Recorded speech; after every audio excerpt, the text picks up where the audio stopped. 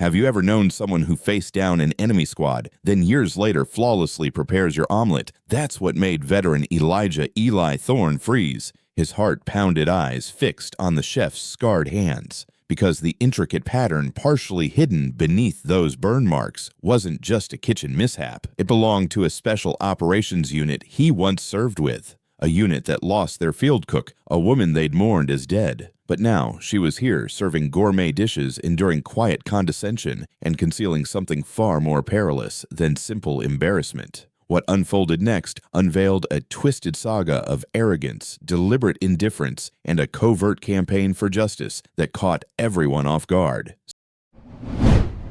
Simone Vance, the chef, had learned to count her breaths when the casual cruelty began. Not her pain, but the pain others tried to inflict with their words. The instant Dexter Finch slammed his flat white onto table 7, making the silverware clatter, she was already at breath 5. She didn't flinch. Not anymore. "Look who's back!" Dexter barked loud enough for the entire bistro to pause.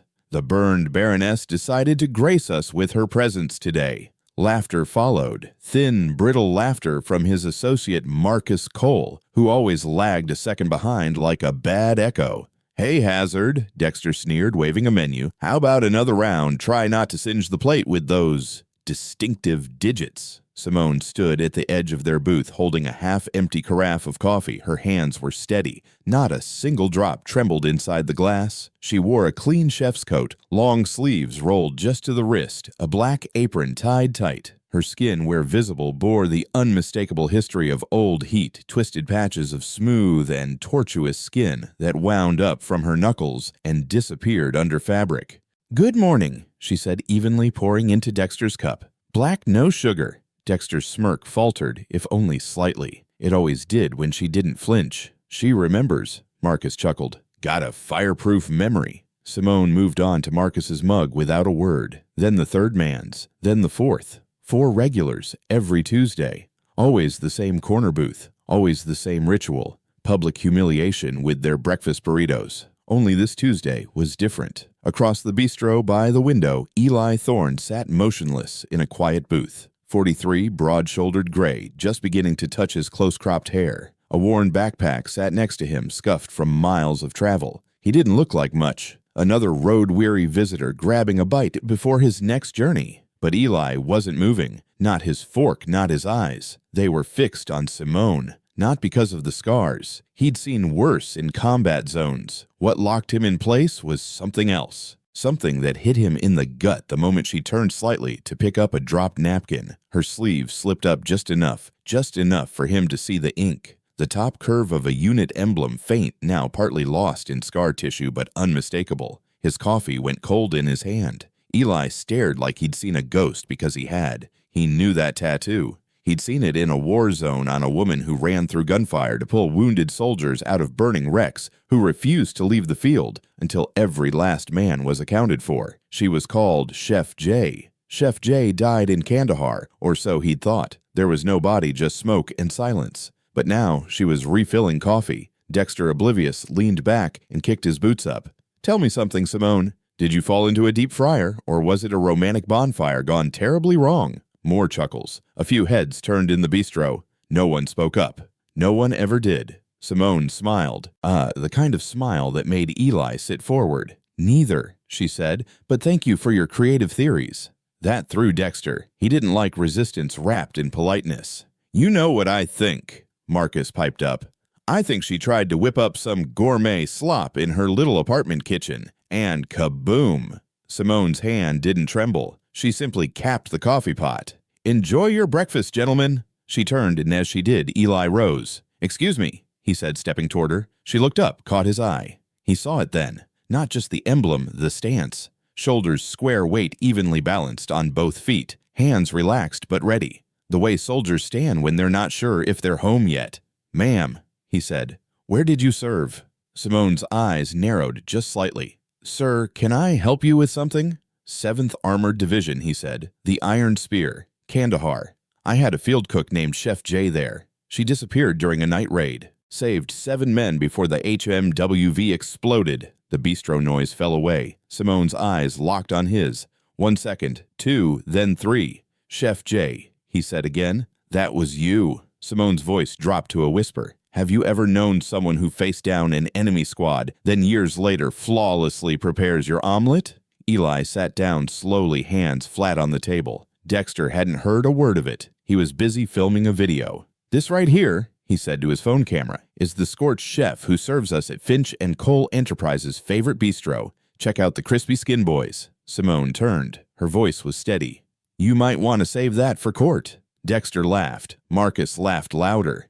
Eli didn't because he was watching a soldier prepare for battle. And this time the war wasn't in the desert. Simone didn't speak to Eli again for the next 20 minutes, not because she was afraid, but because she was calculating. As she moved through the bistro with the same measured grace she had once used in field hospitals under enemy fire, she assessed him, his eyes, his posture, his reaction. He hadn't come to gawk. He hadn't pitied her. He'd recognized her, and that made him dangerous or useful.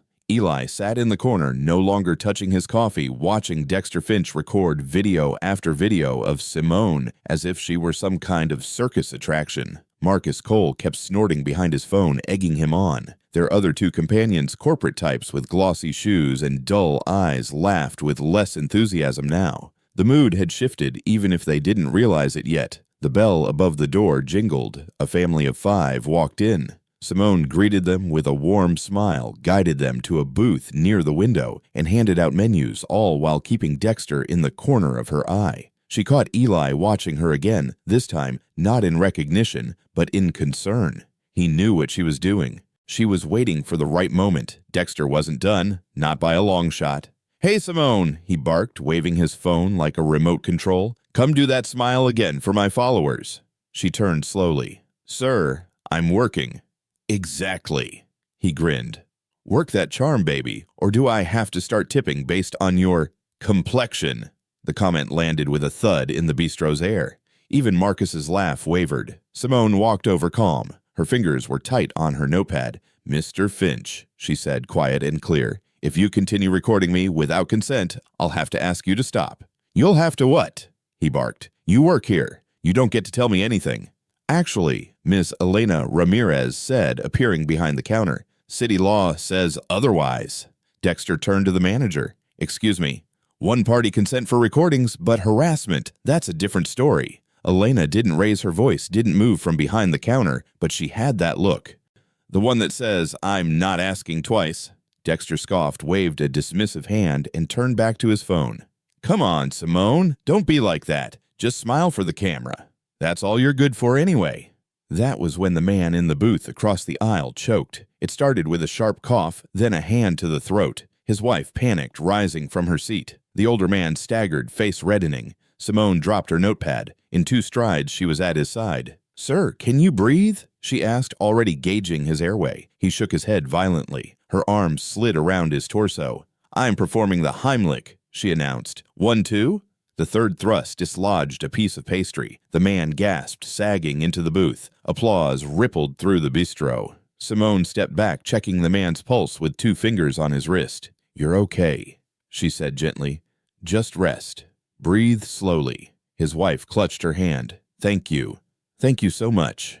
Simone nodded once and stood. Dexter had stopped recording. Marcus's phone was down. Even Eli looked stunned, despite already knowing what she was capable of. Simone turned to Elena. I'll comp their meal. Elena nodded silently. Simone turned back toward the booth with Dexter and Marcus. The expression on her face had changed. The air around her shifted. She wasn't just calm anymore. She was in control. Gentlemen, she said, voice crisp, do you still require anything else? Dexter's lips moved, but no words came out. She gave them a thin smile. Didn't think so. She walked away. Eli stood and intercepted her near the counter. That was textbook, he said. Clinical, perfect form. Simone glanced at him. 4 deployments, you don't forget. He hesitated, then spoke. Chef J. Still am, she replied, though not many know it. Why didn't you say anything all this time? Would they have listened? He didn't answer, because he knew they wouldn't. You died, he said finally. I disappeared. The blast took everything. I had no papers, no proof, just scars. Eli was silent for a long moment. Then I saw you run into that smoke. You didn't come back. I thought that I was gone. She looked at him then. really looked. Her eyes were tired but not broken. Parts of me were. Elena approached. Everything okay here? Simone nodded. For now. Elena eyed Eli. You're not with them. God, no. Good. Because I like my floorboards blood-free. Simone almost smiled. Then Dexter's voice rang out again. You know what this place needs, new chefs? Ones without Frankenstein hands. The bistro turned. Simone took a breath. Back to work, she said. Eli hesitated. They won't stop. I know. So what's the play? She glanced over her shoulder. You'll see. And with that, she walked straight into the storm, not as a victim, but as the strategist she'd always been. Eli watched as she took their next order, calm, controlled, unshakable. And then she smiled, not for them, but for herself, because the campaign had just begun. Dexter Finch didn't like silence unless he was the one causing it. So when the usual snickers and backup laughs didn't follow his latest jab, he shifted in the booth with a scowl. Marcus Cole tried to lighten the moment with a half-hearted chuckle, but even he could tell something had changed. It wasn't just that Simone Vance had silenced the room with a flawless Heimlich save. It was how she stood after Taller, like she'd remembered something the rest of them had forgotten. Power. Eli Thorne leaned against the counter, his eyes never leaving her. She was moving again, clearing a table near the windows, wiping the surface with rhythmic precision. Not robotic, not cold, just deliberate. She hadn't looked at Eli since their conversation, but he knew she was thinking, calculating, preparing. He'd seen that look once in Mosul, right before a unit medic named KJ disobeyed orders to run into an enemy line and pull out a bleeding sergeant. That same look, except back then it had been under a helmet streaked with blood. Men. Dexter muttered louder now, trying to recapture the room. They'll let anyone wear a white coat now. Even kitchen burns can be medals these days. He was testing her. Elena Ramirez from behind the counter stiffened. A regular named Dory, early 60s, sharp-eyed, always sat at the corner table, lowered her fork slowly, and stared at Dexter. Simone didn't answer. She finished the table, nodded at the family with kids, and turned toward the kitchen. As she walked by Eli, her hand brushed the edge of the counter. Not by accident.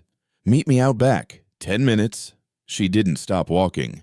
Eli stood, grabbed his backpack, and left some cash on the table. The alley behind the Hearthside Bistro was cramped, shadowed by 2 cracked brick walls and a rusted dumpster, but it was quiet. A little wind cut between the buildings. Eli stood with his arms crossed back to the wall. Simone emerged a moment later, tying her apron in a knot, her sleeves pushed up now. The scars on her arms caught the sunlight. So did the unit emblem. You still remember the unit code, Eli said. Muscle memory. It's still there. Part of you.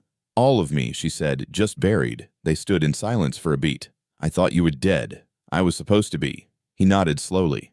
I never forgot you. After Kandahar, we heard you didn't make it out. Nobody. No contact. That was intentional. I didn't want to be found. Why? Simone looked away. They gave me a new name at the field hospital. No ID survived the explosion. I couldn't talk for weeks. 3rd-degree burns, memory gaps. They listed me as Jane Doe until the VA system processed me months later. And by then, I was just another faceless vet in rehab with no discharge file, no rank, no records, just invisible. Eli's jaw clenched. You could have reached out. To whom do you think they'd believe me? No proof, no benefits. The only thing I had was this. She tapped the emblem. And it doesn't scan anymore. Eli stepped forward. You ran into a hot zone to save 7 men. 3 of them lived. You were a hero before the scars. You're still one now. Heroes don't serve coffee to the people who mock them. Maybe not, but soldiers do worse when the war comes home. Simone nodded slowly. So why are you here, Eli, really? I came for a bite. I stayed because of you. And because those bastards in there don't know who they're messing with. She studied him. You still serve. Retired 2 years ago. I was contracting for a while. Now I run support programs for vets who've been discarded like you. I'm not discarded, just misfiled. Same damn thing. Simone sighed. You think this is winnable? You've been fighting for 6 months, gathering intel, recording them. How did you? I watched you. You look at them the way you looked at terrain maps. I know a recon mind when I see it. Simone chuckled, the sound rare and dry. Finch and Cole Enterprises, Tuesdays, same booth. Always talking shop without filters. They think I'm too dumb or too broken to understand. But I have every word saved, and now I have a witness. 2, Eli said. I'm with you. She tilted her head. Why? Because when I thought you were gone, I thought I'd lost one of the bravest people I've ever known. Turns out you're still here and still fighting. Then you should know this isn't a battlefield. It's an ambush. I don't want to start shooting unless I know I'll win. You already are." She shook her head. "No, I'm gathering planning. One wrong move and I become the angry black woman who couldn't take a joke. They win, so we don't let them twist it. We document. We expose." She looked at him with a new sharpness. "You said you run support programs. How many contacts do you have in veteran advocacy, civil rights lawyers, press outlets?" "Enough. And one journalist owes me a favor." Simone crossed her arms. "Good, because I need this to go nuclear when it breaks. Not a spark, a detonation. Then let's load the warhead." Back inside the bistro, the mood had shifted. Not that Dexter noticed. He was busy bragging to Marcus about some new contract he'd landed. "Stevens called this morning," Dexter was saying. "Biggest client we've got. Said we're greenlit to start phase 2 payroll restructuring. You know what that means." Marcus grinned. "More creative firings." "Exactly, and fewer lawsuits this time. I learned from the Jenkins mess. Don't say race, say cultural mismatch. Poor synergy. Productivity gaps." Simone stood 2 tables away, jotting a fake order. Her phone in her apron pocket was already recording. Eli watched from the counter, nodding slightly to himself. Simone walked by and made brief eye contact. The tiniest nod passed between them. That night, after closing, she uploaded the recordings to a secure drive. Voice files, video snippets, transcript drafts. She labeled them by topic: retaliation, harassment, discriminatory intent, illegal dismissal tactics, client names, slurs. Eli helped her write the executive summary. They drafted a timeline, connected the dots. Then Simone clicked send, 5 copies to 5 inboxes: a civil rights attorney, a veterans union contact, an anonymous whistleblower portal, a journalist, a nonprofit watchdog. Then she turned off the screen and looked at Eli. "Now we wait." He smiled. "I'm guessing not too long." She raised an eyebrow. "That journalist I told you about, Nia Washington, she's on her way." The next Tuesday would not go as planned for Finch and Cole Enterprises. Not even close. But Simone would be ready. Tuesday came dressed in sunlight and silence. Simone Vance woke early. She always did on Tuesdays now, not out of dread, but preparation. War was never about rage. It was about timing. She tied her apron the way a soldier ties armor, reviewed her steps like pre-op routines, checked the recorder in her apron pocket twice. The files were backed up to a cloud drive external storage, too. Eli had triple-checked every contingency. He'd sent the story packet to Nia Washington that morning. Independent, fierce. She didn't work for clicks. She worked for truth. Eli had saved her once during a joint op in Syria. She never forgot. Today, she was coming in as a customer. Simone stepped into the Hearthside Bistro like she always did, quietly, confidently, with just a hint of fire beneath the surface. Finch and Cole's crew was already there. Dexter was in rare form. "There she is, the Tuesday tormentor." Marcus laughed. One of the junior execs raised a hand to high-five him and immediately thought better of it. Simone said nothing. She simply began her routine. Coffee, water orders. The bistro was fuller than usual. Regulars had brought friends. Elena raised an eyebrow at her across the counter. She nodded subtly. Eli sat in his usual booth. At 9:18 a.m., Nia Washington walked in. No camera crew, just a notebook, a phone in her hand, and quiet steel in her eyes. She looked like a tourist passing through until you met her gaze. Then you realized she missed nothing. She took a seat near the front, ordered black coffee, and opened her notebook. Simone poured it. Their eyes met. No words. Just that silent nod passed between warriors who knew what time it was. Dexter was halfway through a rant about workplace loyalty when Simone walked over to refill. "You know," he said loudly, "some people just aren't company material. You can smell it on them." "Like the coffee," she replied, pouring his cup. "Exactly, burnt and bitter," he smirked. Simone smiled. "Tell me more about your company." "Sounds fascinating." Marcus leaned in, eyes lighting up. "You'd love it, Simone. We streamline, help companies clean house, get rid of legacy problems." "Define legacy," she said, wiping the edge of the table. "You know people who don't fit, who slow things down. The ones who always cry victim." Dexter chuckled. "I mean, look around. Would you hire someone like that in a front-facing role? Someone like, you know what I mean." "Unfortunately," Simone replied, voice even, "I do." Across the bistro, Nia was recording. At 10:03, Dexter received a call. "Mitchell," he said, standing. "Excuse me, boys. Big client." He stepped outside. Simone casually followed to the counter. Eli joined her. He's about to get the first shock.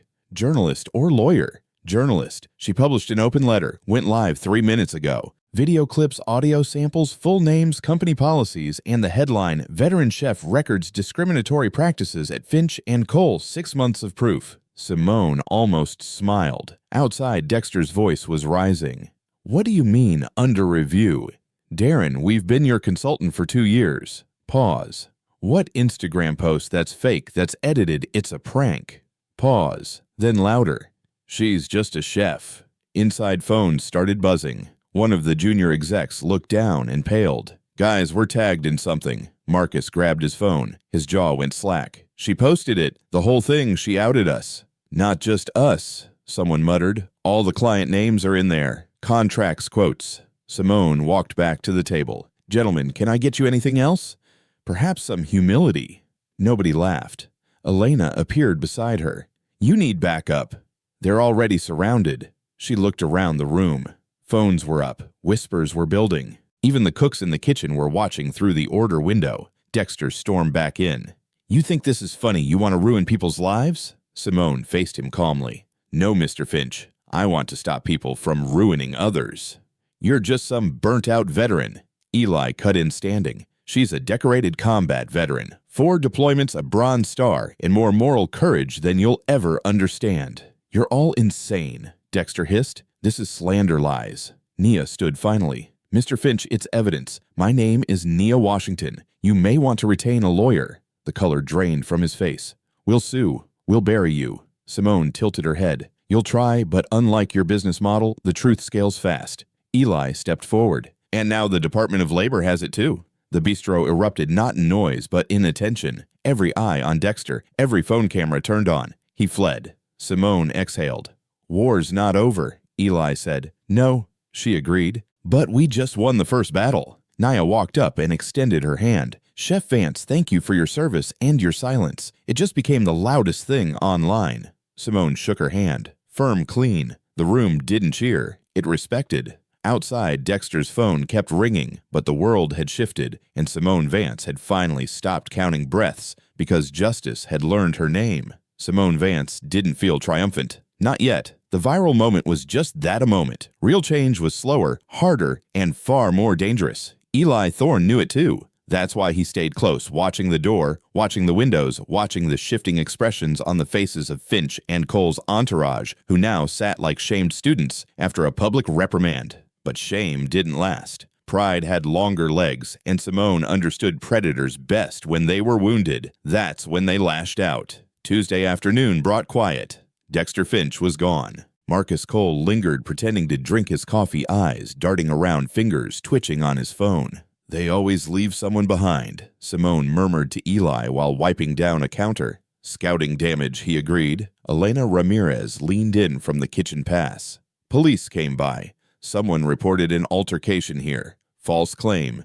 Sounded anonymous. Finch's doing, Eli muttered. Think he'll escalate? Elena asked. Simone didn't answer. She didn't need to. Her eyes said yes. At 4:15, a black SUV pulled up outside the Hearthside Bistro. 2 men in gray suits stepped out, professional calm, the kind of calm that came with law degrees and hidden threats. They entered the bistro without urgency. One flashed a badge from the State Department of Labor. The other remained silent. Simone Vance, the first, asked. She stepped forward. Yes. We're conducting a preliminary inquiry regarding your reports. May we speak with you privately? Elena offered the office. They entered. Eli followed uninvited. I'm her legal witness, he said flatly. The men didn't argue. Inside, Simone produced her files, time-stamped, verified, archived. The senior agent reviewed the documents silently, brows rising occasionally. You understand, he said after a while. This information is sufficient to open a federal investigation. That's the point, Simone replied. Once that begins, you'll be exposed. Retaliation is common. Already started. We'll assign protection if necessary. It won't be. The agent looked at Eli. You agree with her plan. She's not the one with a plan. Finch is, and I'd rather stay ahead of it. That night, Simone's story aired on 3 national outlets. Nia's footage was everywhere. A 5-minute clip played on loop online. The moment Simone stood up to Dexter, the rescue, she performed the final standoff. Eli's voice, calling her a decorated combat veteran, echoed through the living room. Hashtags exploded, veteran chef, justice served, courageous service. Support poured in. So did threats. By midnight, Simone's inbox had 500 messages. Most were kind. A few were not. One had a picture of her face photoshopped over a target symbol. She didn't flinch. She forwarded it to the agent. "Looks like we'll take that protection detail," Eli said grimly. Wednesday morning, the Hearthside Bistro was packed not with regulars but with veterans. Dozens. Some came alone, others in wheelchairs, others with prosthetic limbs, many in faded jackets, patches worn soft from time and pride. They didn't speak loudly. They didn't chant. They just sat, ordered coffee, watched Simone. When she poured for one, he looked up and said softly, "You carried us out. I never forgot." She blinked fast but nodded. "Glad you made it home." He tapped his cane twice on the floor in salute. By noon, a reporter from a national morning show arrived. She interviewed customers in line. A woman held up a handmade sign, "Scars are stories too." Eli and Simone stayed out of the camera shots. Let others speak. Let the truth echo from more mouths than theirs. Finch's spiral wasn't silent either. That afternoon, his name trended again, but this time it was for leaked audio from another whistleblower. A former intern posted emails revealing Finch's directive to streamline urban representation, using coded language to fire people of color. Sponsors pulled funding. Clients dropped contracts. Finch and Cole Enterprises took a nosedive. The board issued a statement. "We are initiating a full internal review," but it was too late. Thursday, Eli received a text. "Incoming. He's back in town, not alone." He showed Simone. "What's the play?" he asked. She tightened her apron. "Same as always. We don't blink." That evening, Dexter Finch returned to the bistro. Not with lawyers, with a camera crew. He pushed open the door with the arrogance of a man who'd once owned the air in a room. "I'm here to clear my name," he declared. "Fake news has gone too far." Simone stood behind the counter. Eli stepped into his path. "You're not welcome here. This is public access. Private property." Dexter turned to the cameras. "You see this silencing, a citizen cancel culture runs amok. She lied, staged it all, burned scars for sympathy." The bistro fell into icy silence. One of the veterans stood up. "I watched her pull a soldier out of a burning HMMUV. Her arm caught fire. She didn't stop." Dexter turned. Another stood, then another. Each spoke. Each remembered until 15 men and women had stood, each confirming who Simone was, what she'd done. Finch's face twisted. The cameras kept rolling. Simone stepped forward finally. "I didn't burn myself for sympathy. I earned every scar, saving men who thought their lives were over. You built a company on fear and discrimination, and now you're afraid of a chef. That tells the real story." Dexter fled again, and this time no one followed. Simone Vance stepped into the back room of the Hearthside Bistro, stripped off her apron, and let herself breathe for the first time all day. Her hands shook slightly, not from fear, but from release, the kind that came after holding the line for too long. Out front, Eli Thorne was closing the blinds, ushering the last of the veterans out through the side door. They'd stayed late cleaning clearing tables, fixing a leaky faucet. One had brought a box of nails and quietly reinforced the front door frame. They knew a storm wasn't over just because the thunder stopped. Elena came in with 2 mugs of coffee. She handed one to Simone without a word. "You holding up?" Eli asked. Simone took a sip. "My feet hurt. My ears are ringing. I can't feel my left shoulder, but yes." Elena sat down. "We had news crews camped outside this morning. I had to shoo one off the roof." "It's not about me anymore," Simone said. "It's about what I represent that scares them more." "Good," Eli muttered. "Let it." The door opened again. Nia Washington stepped in carrying a tablet and wearing the same pressed blazer she'd worn on national TV that morning. "Simone," she said by way of greeting. "Hope you weren't planning to sleep tonight." Simone smirked. "Not in the last few weeks." Nia set the tablet on the table and tapped it. The screen lit up with a chart timeline, social media trends, a map of viral spread. "You're international now." Picked up in 6 languages. The footage of Finch being shouted down by 15 veterans has been viewed 10.5 million times. Eli gave a low whistle. "Comment sections are 90% positive," Nia added. "The rest are bots." Elena nodded toward Simone. "She won't say it, but she's exhausted."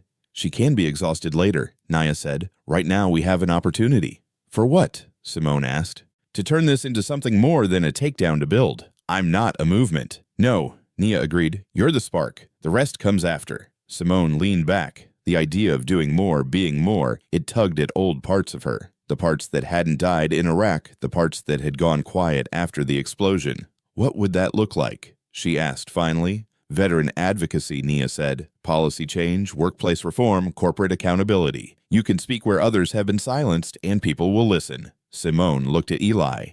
You in? He didn't hesitate. Always. That weekend, Simone and Eli met with a local nonprofit that helped veterans reintegrate into civilian life. They gave testimony, told their story to a boardroom of policymakers. Cameras were rolling, but for once, Simone didn't feel like she was being watched. She felt heard. One woman wept openly. Another passed Simone a note after, "My brother didn't make it home, but if he had, I'd want him to meet you." The next Tuesday at the Hearthside Bistro, Dexter Finch did not return, but his lawyer did. She entered alone, professionally dressed, carrying a cease and desist letter.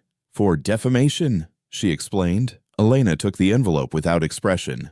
"You'll need to serve that properly," Eli said from a nearby booth, "and it won't stick. Truth is the best defense. My client wishes to resolve this quietly." Simone stepped out from the back. "Your client tried to destroy lives publicly, and now he wants silence in return."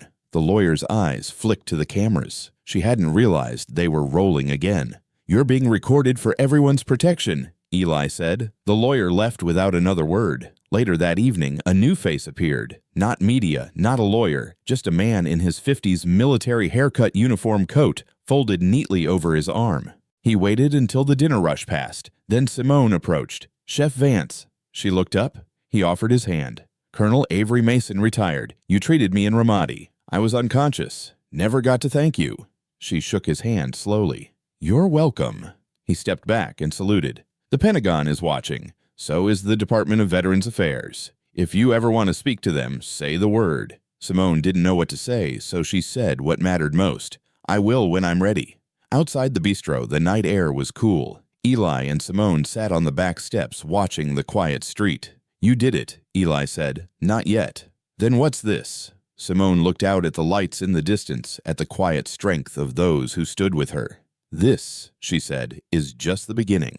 By Tuesday morning, the Hearthside Bistro had become something else. The hand-painted sign above the door still read the same, but everything underneath it had shifted. Customers came not just for eggs and coffee, but to leave letters, speak thanks, and in some cases, confess. One man in a suit approached the counter, eyes downcast. He'd heckled Simone once months ago, called her a name he regretted the moment it left his mouth. She served him coffee then. She served him coffee now. No grudge, no smile, just dignity. He left a 50 on the counter and walked out without another word. Inside the kitchen, Elena was flipping pancakes when Eli walked in, carrying a stack of printed emails. 4 more testimonies came in overnight, he said. Former employees of Finch and Cole all confirmed the same tactics, profiling coded language, forced resignations. Elena flipped a pancake. "Do we send them to Nia?" "Already did. She's building a public case now, documented, cross-referenced." Elena glanced at the clock.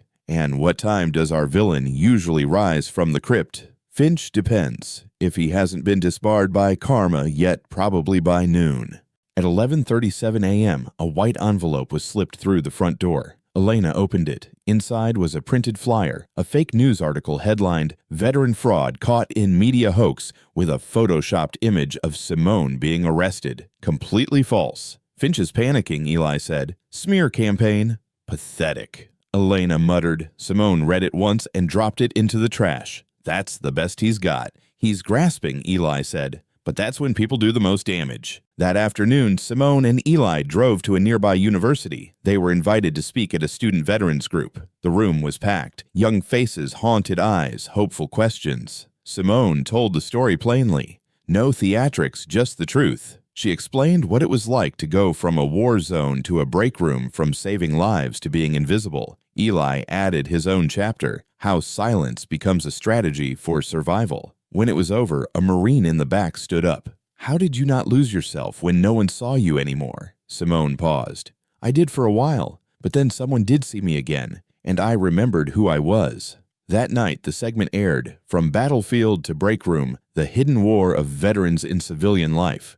Clips of Simone serving coffee, clips of her speaking calmly to hateful men, voiceovers of veterans praising her name. Finch tried to counter-release a press statement calling the whole situation an unfortunate misunderstanding blown out of proportion. The internet tore it apart. Simone didn't respond publicly. She didn't have to, but the threats didn't stop.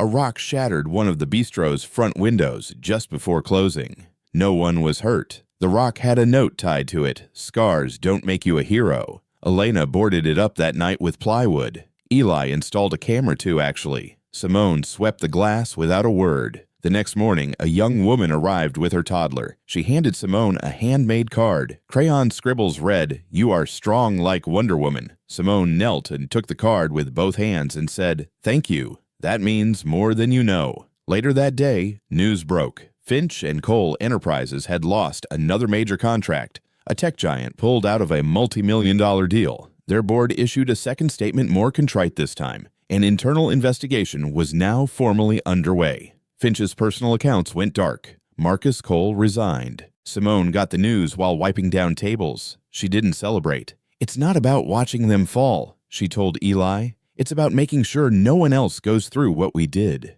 He nodded. Justice isn't vengeance, it's prevention. By Friday, the Hearthside Bistro had a new wall. Elena built it herself. Cedar panels on the far end of the dining room, polished and warm. Above it, she mounted a plaque, "The Honor Wall." Veterans started bringing in photos, some of themselves, some of friends who didn't make it home. Simone hung one too, an old snapshot of her unit, before the scars, before the fire, before the silence. Below it, she placed a caption, "Not gone, not forgotten, just waiting to be seen again." People came just to look at the wall, and they left, changed. Monday morning started with the sound of hammers. The front window of the Hearthside Bistro had been replaced not just with glass, but reinforced polycarbonate, courtesy of a local contractor who refused payment after seeing Simone's story on the news. He brought his teenage daughter along to help, saying, "She needs to see people like you." Simone had thanked him quietly. She was learning to accept gratitude without flinching. The week ahead felt different. Not lighter, not easier, but aligned. The backlash hadn't stopped. If anything, the threats had gotten more creative. Fake Yelp reviews, anonymous mail. One letter was scrawled in marker on torn cardboard, "Heroes don't cry behind counters." Simone didn't cry. She read it once, then handed it to Eli.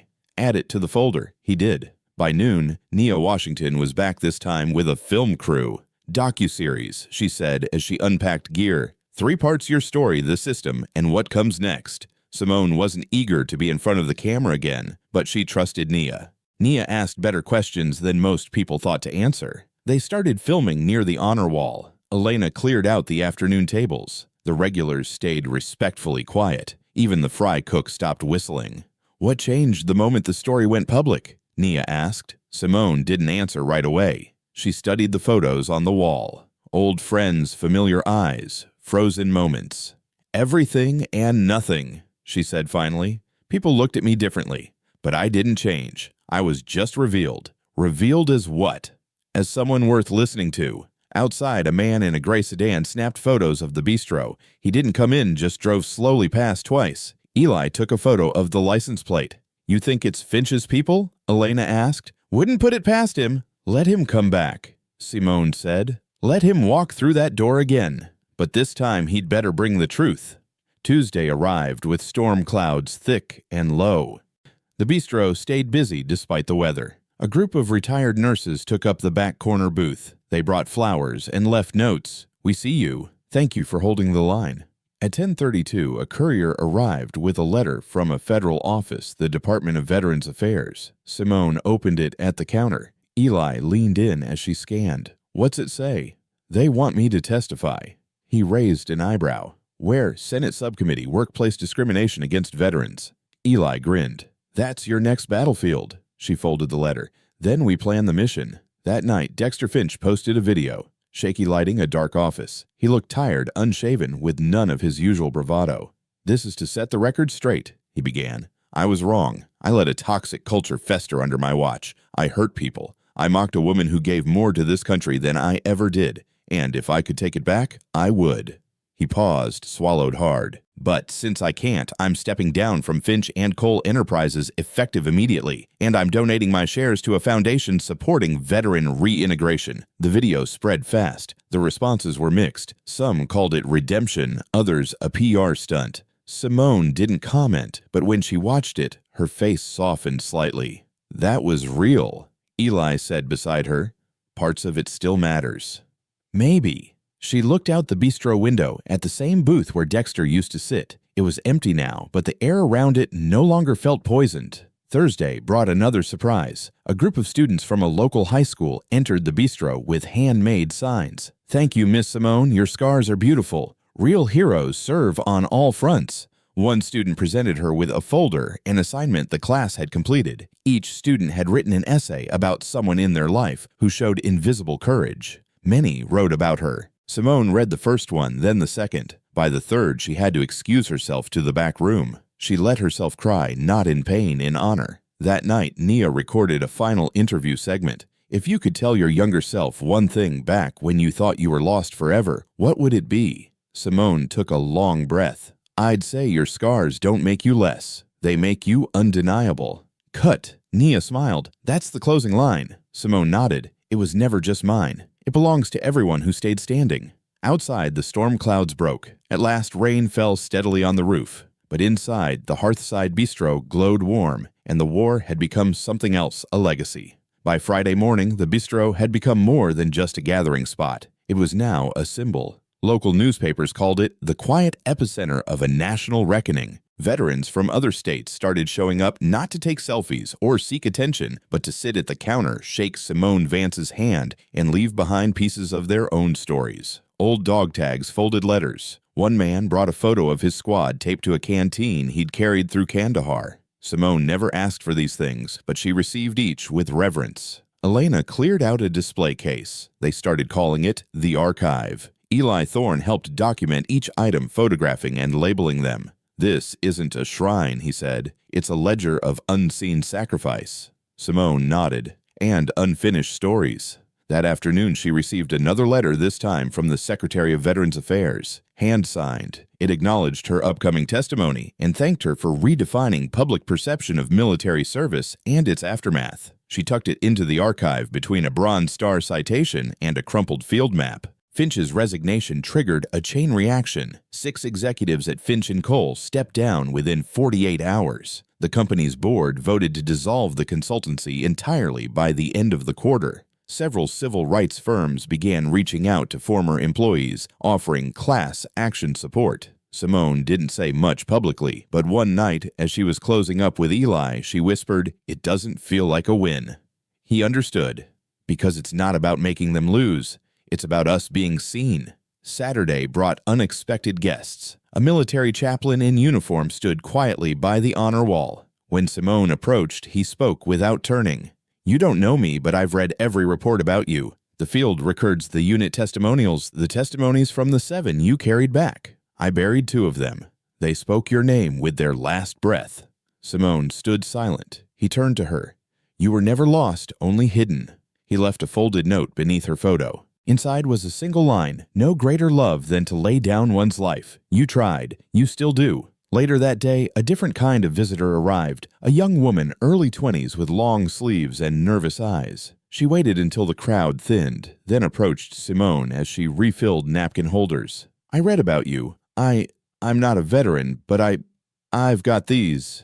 She pulled up her sleeves. Scars, not from fire, but pain all the same. Simone didn't flinch. She didn't ask. She simply said, "You survived. That's your ribbon." The woman blinked fast, then whispered, "Thank you." By evening, the bistro was full again. Nia returned with an editor to finalize the docuseries. Local musicians offered to play live music every Sunday. Even the mayor stopped by. "Not for a photo op," he insisted, "but to say this city's better because of you."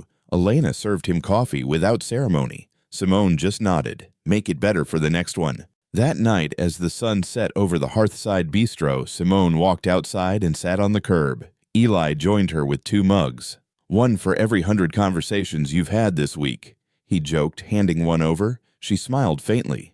"You think it lasts?" What changed respect justice? Eli didn't rush the answer. "If we hold the line, if we stay visible, then yes. But only if people like you keep showing up."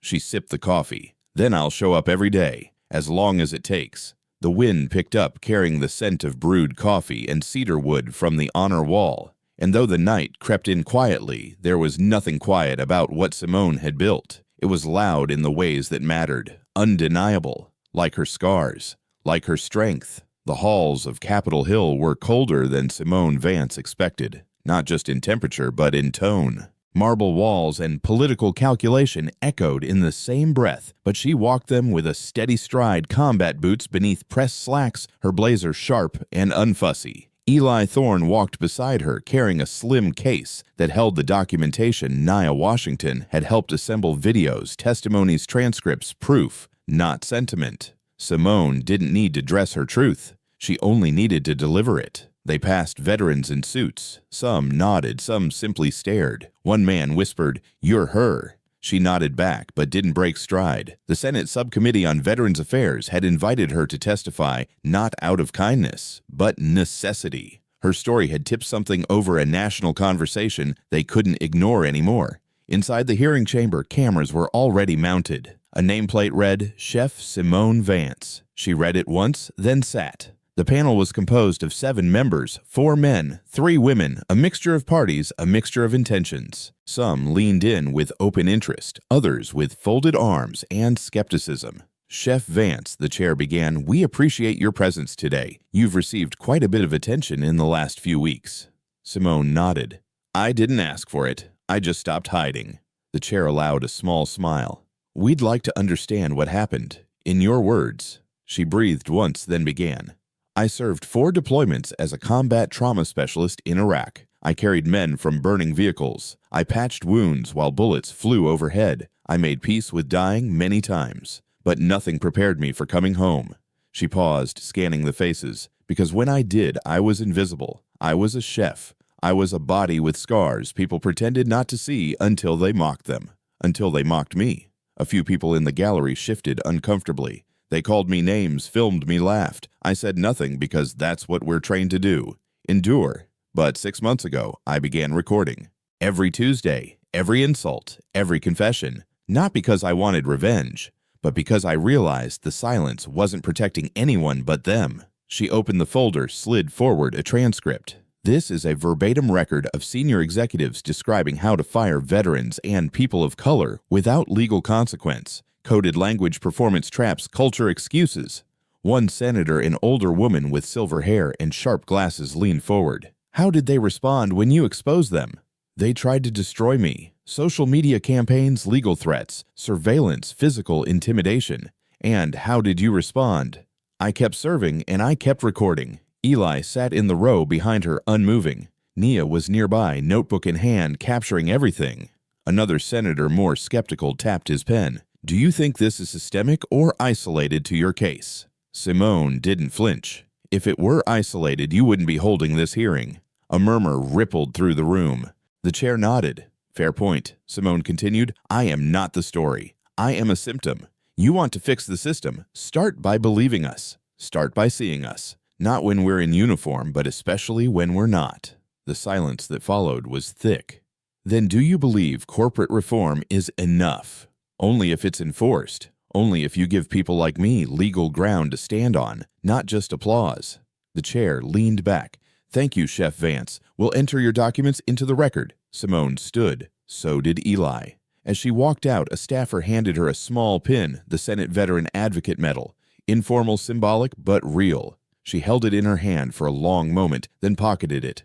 Outside, a crowd had gathered, reporters, advocates, strangers. Some clapped, some saluted. Simone didn't wave, but she nodded. Nia met her on the steps. "You made history." "I told the truth." "Same thing." They descended slowly. Eli's phone buzzed. He checked the screen. "Finch just posted again." Simone didn't stop walking. "Let him. I have nothing left to say to him. This time, he's not talking to you. He's talking to other execs, warning them. Saying what happened to him could happen to them."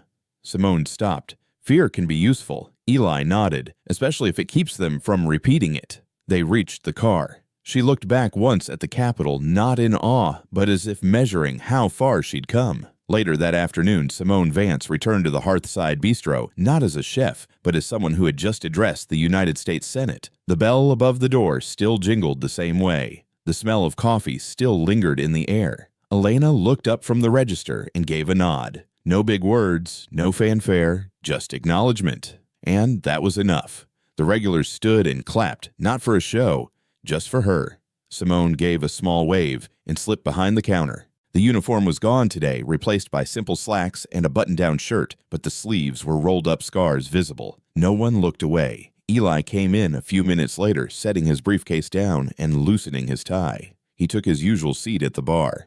"You realize you trended above the State of the Union address," he said casually. Simone smirked. "Don't tempt me with power." Too late. Across the country, news outlets were dissecting her testimony. Clips from her hearing were replayed with commentary. Social media was flooded with quotes. One in particular had caught fire. "Start by believing us, especially when we're not in uniform." It became a rallying cry. Veterans began using it as a hashtag to share their own experiences. A few were heartbreaking. Some were defiant.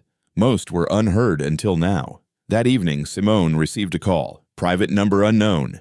She answered, "Miss Vance, this is Brigadier General Louise Merrick. I've been asked to formally invite you to participate in a national task force on veteran reintegration and workplace equity. You'll be compensated, but more importantly, empowered. We'd like your voice at the table."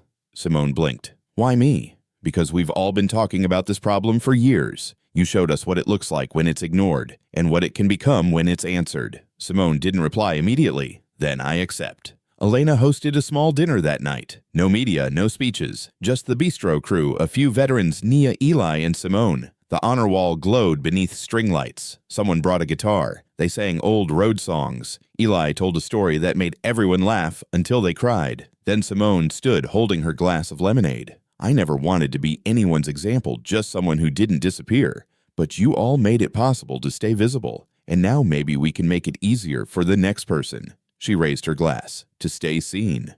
Everyone raised theirs. To stay seen. 3 days later, Finch and Cole Enterprises officially dissolved. The company's final press release acknowledged failures, accepted responsibility, and pledged to support the incoming veteran initiative Simone would be helping lead. Some said it was damage control. Others called it a full circle. Simone just called it overdue. The following week, Simone flew to Chicago to meet with nonprofit leaders and federal coordinators. The agenda was dense legislation drafts, policy proposals, and outreach strategies. But the room listened when she spoke because she didn't speak like a politician. She spoke like someone who had bled through the silence. A young congressional aide approached her after. "I've been working on veteran bills for 2 years, but today you made me see them." Simone thanked her, then told her to fight harder. Meanwhile, back at the bistro, Eli and Elena kept things running. A man came in asking about Simone.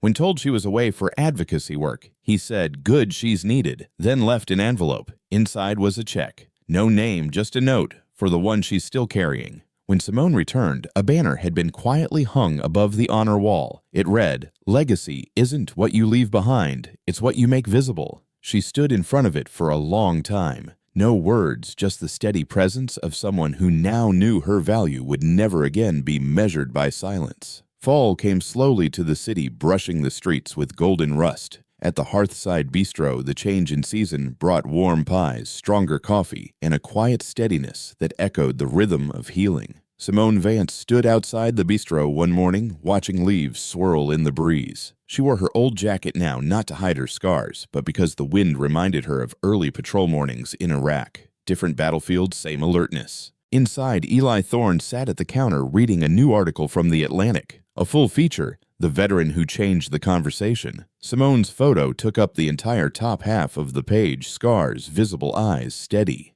Elena slid a fresh batch of cornbread into the oven. Business had never been better, but he still refused to raise prices. "Some people need to afford dignity," he said. That morning, a young man walked in with a limp and an old camo jacket. He looked around hesitant, then spotted the honor wall. Simone met him halfway. "First time here?" He nodded. "I heard this was the place, the one that listens." She gestured toward the counter. "Sit. We've got coffee and quiet, both strong."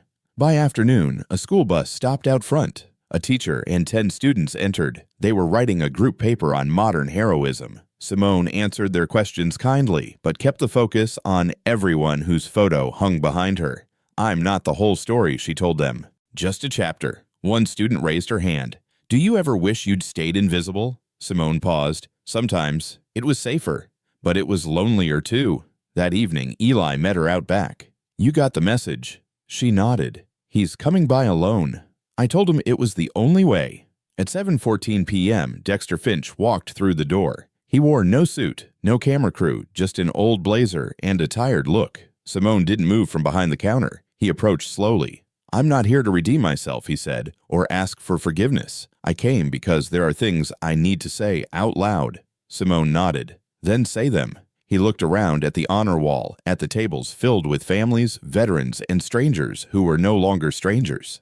I spent most of my life believing power was something you owned, controlled, distributed. I used it like a weapon. Simone crossed her arms. And when you lost it, I realized I never had any. Not the kind that matters. Silence stretched. Then he pulled a folded paper from his jacket and placed it on the counter. This is my full statement. I've signed over personal funds half my estate to veteran mental health programs. Not for PR, just because I finally understand the cost of what I ignored. Simone stared at it but didn't touch it. And what do you want from me? He shook his head. Nothing. I just didn't want the last word between us to be yours alone. Simone looked him in the eye. It still is. He nodded once, then turned and walked out. No cameras followed, only the weight of his own undoing. Later that night, Simone sat outside under the stars. Naya joined her. Final episode goes live tomorrow. Are you ready for 1 million people to hear the full arc? Simone smiled faintly. They've heard the storm. Let them hear the silence too. Nia raised her brow. Have you ever thought of writing a book? About what? About what happens when the war doesn't end. It just changes shape. Simone considered that. Maybe. But first, I want to keep showing up. That's the real ending. Not applause, just presence. The next morning, the bistro opened to find a small crowd outside. Not press, just people waiting. Some with notes, others with coffee for the crew, a few with folded flags. Inside, the honor wall had no more space. So Elena cleared another section, built a second one. Legacy continued. Simone stepped behind the counter, poured the first cup, and another chapter began. By early winter, snow had begun to flirt with the edges of the city, dusting the sidewalks in thin layers like powdered memory. The wind pressed against the windows of the hearthside bistro, but inside, the warmth remained. A hearth lit not by fire, but by people. Simone Vance stood in the back kitchen staring at a small, worn photo. It had been delivered in a plain envelope with no return address. In it, a younger version of herself knelt beside a wounded soldier in the desert, his name written in faded ink on the back, Sergeant Leo Maxwell. She held the photo in silence for a long time. Then she placed it carefully in a new frame, walked to the honor wall, and pinned it beneath a small brass plate, fallen but found. That day, the bistro held a small gathering. No media, no stage, just a tribute for veterans returning from recent deployments. Nia recorded snippets for the docu-series, but stayed discreet. It was Simone's idea to give each vet a seat at the table with no fanfare. Sometimes, she had said, coming home means being able to sit down without explaining who you are. Sergeant Leo Maxwell arrived late. Not because he intended to, but because he had taken the long road from the train station. When he stepped inside, Simone looked up and froze. He wasn't a ghost, but he wasn't unchanged either. His posture was still military, but his eyes, those had carried new burdens. He walked up to her and without a word handed her a patch, the iron spear. Her breath caught. You kept it. He nodded. You saved me. I've spent a decade thinking you didn't make it. And then I walked into this bistro months ago and saw you standing there. I couldn't breathe. Simone blinked. Why didn't you say something? Because I wasn't ready, and because I wanted to see what you'd built before I remembered you only by what we'd lost. They sat in silence for a moment. The past did not demand words, only recognition. Then she smiled softly. We never did finish that chess game in Baghdad. You were losing, Leo said. You wish. They laughed. That night, the documentary aired its final episode. It was called The Weight We Carry. It didn't open with Simone's scars or courtroom moments. It opened with her pouring coffee, serving, listening, and only then did it tell the audience who she really was.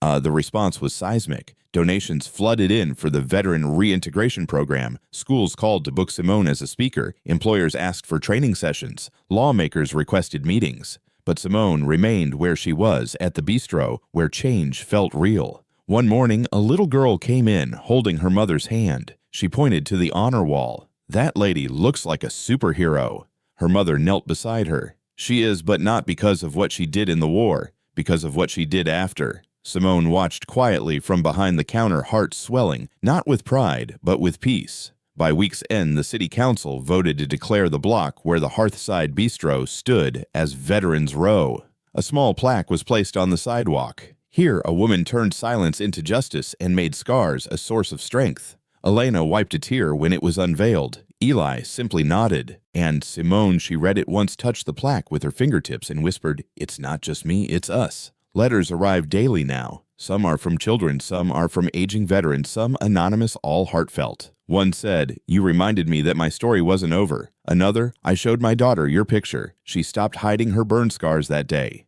And one simply said, "Thank you for standing still long enough for us to find you." Simone kept them all in a box beneath the counter, labeled Proof. As Christmas neared, Nia approached Simone with an idea. "I want to turn the docuseries into a curriculum, something we can take to schools, departments, and corporations to teach empathy." Simone looked surprised. "You think they'd listen to that? They listen to you. That's all I need." Simone nodded slowly. "Then let's do it." The following Monday, Eli stood at the counter holding an envelope. "It's from the White House." Simone raised a brow. "Another medal. Worse. A dinner invitation." She sighed. "Do I have to wear a dress?" Eli grinned. "Only if you want to give them a heart attack." Simone Vance stood in front of the full-length mirror in Nia's apartment, frowning at the dress. It was elegant navy blue floor length and understated, but it wasn't her. Still, the invitation was clear. Formal attire required. "You look like someone who should be on a postage stamp," Nia teased from the doorway. Simone rolled her eyes. "You're lucky I didn't show up in boots. You'd start a fashion revolution." Later that night, the historic ballroom of the presidential residence glowed beneath crystal chandeliers. Gold accents shimmered along marble walls. Military leaders, cabinet members, and decorated veterans filled the room. Conversations hummed with rehearsed charm. Simone felt completely out of place until she noticed something. No one there had the calm of someone who'd spent years blending into silence. They were all noise and polish, but Simone carried something rarer, stillness with purpose. A hush fell as the president stepped forward. "Tonight we honor not just those who served in uniform, but those who continued serving in silence," he said, his voice steady. "We recognize Chef Simone Vance, whose courage off the battlefield has become a model for national change." Applause broke out. Simone stepped forward, refusing to bow her head or smile politely. She accepted the honor not as a prize, but as a symbol. And when the cameras flashed, she didn't flinch because this time she controlled the story. Back home, the bistro returned to its usual rhythm. Eli placed the medal in the front window, not to brag, but as a reminder that greatness didn't always wear stars. Sometimes it wore aprons. Simone poured coffee, wiped counters, listened. One afternoon, she found Leo helping a young man fill out a job application. "He just got out," Leo said quietly. "Wants to work. Doesn't know how to say it without sounding broken." Simone smiled. "He's not broken. He just speaks a different kind of truth." The curriculum Nia proposed took shape. They named it Scars and Stories. It used real veteran voices to teach empathy, resilience, and awareness. In its pilot session at a local high school, a student asked, "Is it okay if I don't want to join the military but still want to help people who did?" Simone's answer was simple. "It's not about the uniform. It's about showing up when it counts." Spring returned. The Hearthside Bistro was now more than a restaurant. It was a sanctuary. A former Navy cook ran the kitchen. A Marine taught weekend writing workshops in the back room. A retired Army nurse offered free mental health screenings every Wednesday. The honor wall became 2 walls, then 3, and still, Simone never stopped showing up. One evening, she stood out front watching a group of teens photograph the sidewalk plaque. "You're her," one whispered. Simone nodded. "But so are you, if you want to be." The final scene of the docuseries was re-released 6 months later as a short film. In it, Simone sat beside Leo on a bench behind the bistro. "Do you think people really change?" Leo asked. "I think they remember who they were before the world told them to forget." "And what if they don't remember?" She looked up at the sky. "Then we remind them." Years later, long after the last episode aired, tourists still came. Some brought letters, others brought silence, all left different. And on the corner of Veterans Row, where Simone once stood invisible, a mural now stretched across the brick, a woman in uniform, scars, visible eyes forward, coffee pot in one hand, medal in the other. Below it, 3 words, "Strength in Stillness." The war had ended, but the mission never did. In the quiet that followed the final credits of The Weight We Carry, something lingered. It wasn't just the sound of a theme song fading or the echo of applause from those who had witnessed Simone Vance's story. It was the weight of recognition that strength doesn't always come with noise, that some battles are fought long after the gunfire has ceased. And not in deserts or jungles, but in bistros, courtrooms, sidewalks, and the silent corners of our own conscience. Simone Vance never set out to be a hero. She didn't chase headlines or medals. Her scars weren't invitations for sympathy. They were evidence of survival, of service, of sacrifice. But when the world mocked her, tried to reduce her story to a punchline or a stereotype, she didn't respond with anger or vengeance. She responded with precision like a soldier. She memorized faces, names, words. And when the time was right, she moved, not to destroy, but to expose, to restore, to remind. At our channel, we believe the greatest stories aren't always the loudest. They are the ones hidden in plain sight. Stories of dignity reclaimed of silence, broken with grace of scars worn like medals. Not for what was endured, but for what was overcome. Simone's journey didn't end with a courtroom victory or a viral video. It began there, because the real story wasn't about one chef. It was about all of us, about the assumptions we carry. The stories we ignore, the people we dismiss, because they don't fit our idea of who deserves respect, and about the moment when one person refuses to remain invisible and everything changes. What if we chose to listen more closely? What if we saw each scar not as shame, but as a testament? What if we understood that behind every silent worker, every person we overlook, there might be a universe of resilience waiting to be recognized? What if we measured greatness not by titles, but by how someone treats others when no one is watching? Simone's story may have concluded in our series, but its echoes ripple outward. They show up in the veterans who now speak freely about their pain, in the teenage girl who stopped hiding her own scars, in the executives rewriting their hiring policies, in the classrooms where scars and stories play, and in every quiet bistro where someone chooses to really see the person standing before them. At the very end of the final episode, there's a frame most people miss. A still shot of the Hearthside Bistro after closing. The lights are dim. The chairs are stacked, but one figure remains behind the counter. Simone drying a single coffee cup. Not posing, not preaching, just being. As if to say the story isn't over. The work goes on. And so does she. To every viewer who's watched this series from beginning to end, thank you. You've seen what justice in motion looks like. You've witnessed how one woman used truth as her compass, empathy as her weapon, and quiet resilience as her legacy. But this isn't just a story to admire. It's a story to carry into your workplace, into your schools, into your dinner tables, and daily choices. Because Simone's strength belongs not just to her, but to all of us, if we're brave enough to claim it. We tell stories that reclaim dignity, that challenge assumptions, that reveal what courage really looks like in everyday clothes. If this journey moved, you let us know in the comments below where you're watching from. Share your thoughts, share your story, and if you believe in the power of one voice, one act, one scar turned into strength, then please like and subscribe. Join us because the next story might be yours, and it deserves to be heard. Join us to share meaningful stories by hitting the like and subscribe buttons. Don't forget to turn on the notification bell to start your day with profound lessons and heartfelt empathy.